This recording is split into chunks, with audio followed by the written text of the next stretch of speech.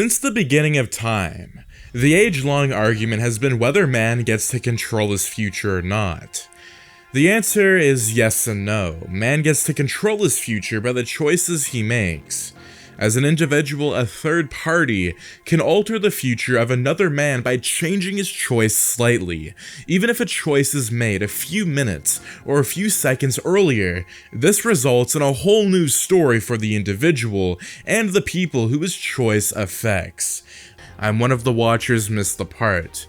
Join me, my fellow watchers, as we continue looking through the multiverse, and we continue looking at Season 1, Episode 17. What if Prowler didn't die in Spider-Man Into the Spider-Verse? Miles was shocked when the door opened and Olivia Octavius walked into the room with Prowler, Scorpion, and Tombstone. They all looked evil and ready to kill. Peter B. Parker, Gwen Stacy, Spider-Man Noir, Penny Parker, and Spider-Ham readied themselves, ensuring that their enemies were intimidated by their fighting stance. Miles looked around, scared. He knew what they were here for. They were here for the flash drive. The fight immediately broke out. Peter immediately screamed that Miles should pick up the drive and flee. After a while of confusion, Miles did pick up the drive, and he ended up leaving. Prowler noted that the lad escaping and immediately chased him. It was a hothead chase, taking them from building to building. At a point, Prowler finally caught up with Miles. For a second, Miles imagined that this was it, but he wasn't sure Prowler was capable of killing anyone. After all, Prowler was his beloved Uncle Aaron. He just couldn't believe it. However, the expression on the Prowler's face showed that he was most certainly going to finish Miles off, if he didn't think of something fast. Before Prowler could descend, Miles pulled off his mask. Prowler couldn't believe it, that he was staring at his nephew's face. This could not be. Miles was the new Spider-Man. How could it even be? He was just a kid. He wasn't supposed to be getting involved in all this stuff.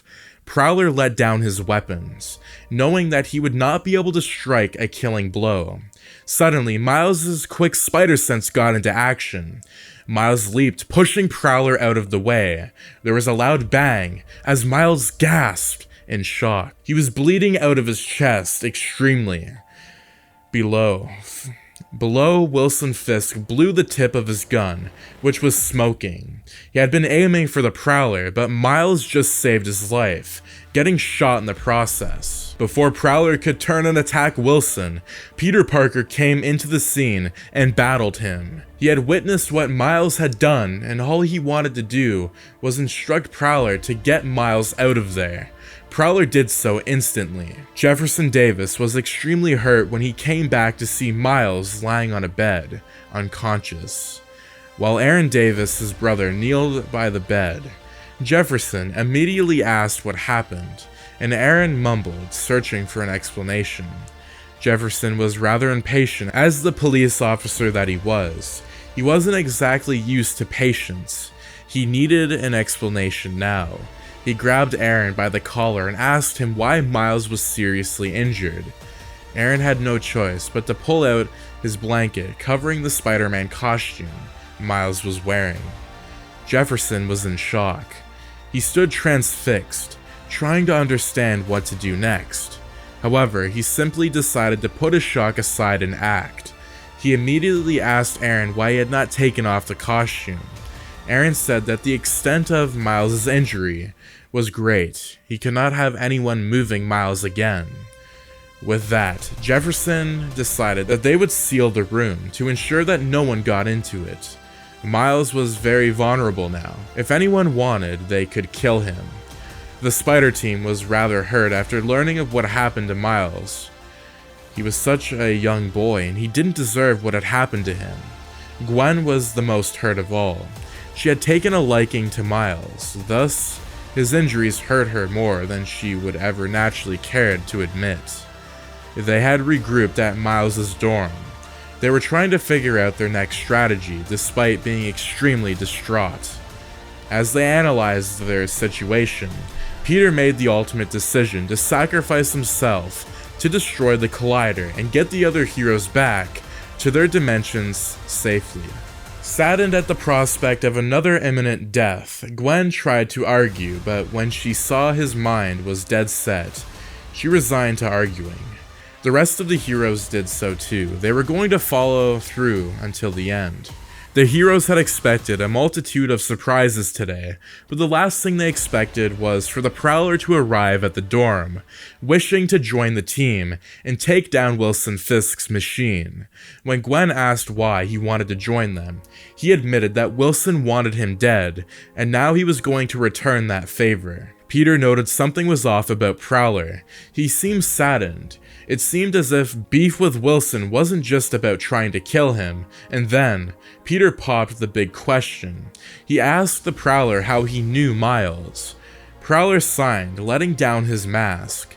He revealed his name to be Aaron Davis, and he was Miles' uncle. He said this: "There was a defining silence in the room." When the heroes and the Prowler finally arrived at Wilson's lair, a fight broke out immediately. Wilson was unsurprised to see that Prowler had quickly changed sides. This is why he wanted him dead. Too bad that boy had ruined it. They continued to fight while Prowler battled off Wilson. He had a score to settle.